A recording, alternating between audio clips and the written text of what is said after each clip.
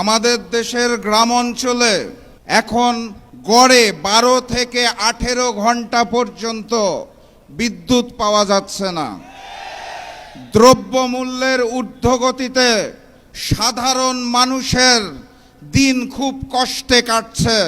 তেলের জন্য যেই লাইন প্রতিদিন দেখতে পাই, মানুষ অত্যন্ত কষ্টে জীবনযাপন করছেন। সেই সময়ে সরকার আমাদেরকে বলতে চায় জ্বালানির পর্যাপ্ত মজুদ রয়েছে। সরকারকে কঠিন ভাষায় কথা বললে তো কালকে আবার বাসায় হামলা করবে।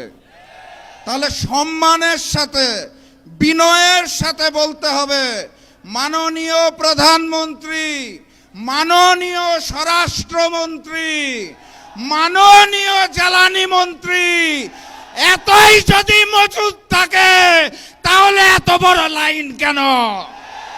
এই মজুদ কোথায় রেখেছেন? নতুন হাওয়া ভবন কোথায় সৃষ্টি করেছেন? সম্মানের সাথে বলা হয়েছে তো নাকি?